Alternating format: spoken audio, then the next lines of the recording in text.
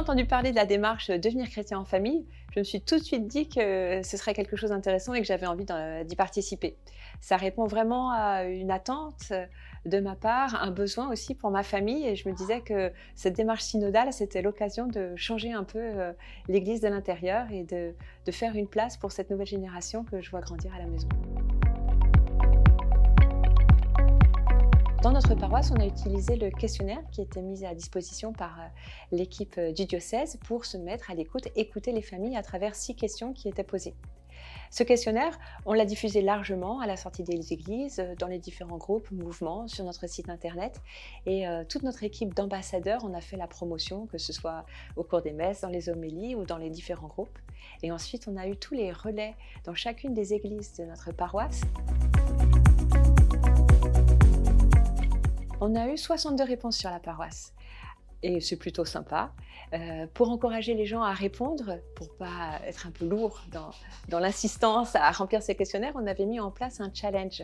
C'est-à-dire qu'à chaque fois qu'on avait 25 réponses, on organisait un événement un peu festif pour célébrer ça ensemble.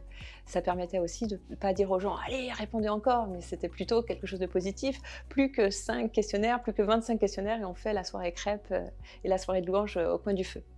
Alors finalement, on a réalisé 2 événements festifs. Pour fêter nos 25 questionnaires, on a organisé un lâcher de bulles de savon à la sortie de la messe des rameaux. Avec tous les enfants, c'était la messe des familles. Et pour nos 50 questionnaires, on a fait une messe en plein air. Et c'était vraiment un beau souvenir. On a reçu 62 questionnaires. Qu'est-ce qu'on en fait ensuite? Eh bien, on prend le temps de digérer tout ce que les gens nous ont dit dedans. Il y a des très belles choses, il y a aussi des choses un peu émouvantes quand les gens s'expriment sur leurs difficultés. Il y a des colères qui s'expriment, des colères qu'on peut lire et puis qu'on peut ressentir aussi des fois à la lecture de certains questionnaires. Et c'est important d'accueillir ces émotions, de voir l'humain derrière les mots. Des fois, les mots se limitent, les personnes, on n'a pas toujours aussi la même aisance à écrire. Donc, il y a vraiment un temps à prendre pour se dire qu'est-ce qu'on a voulu me dire et qu'est-ce que ça évoque en moi. Et ce temps-là, c'est ce qu'on va faire pendant la 2e année. On va discerner, on va prendre le temps de lire de manière individuelle avec ceux qui le veulent, cette synthèse, et puis aussi des temps de partage ensemble, en disant qu'est-ce qui ressort de ça, comment ça nous met en mouvement.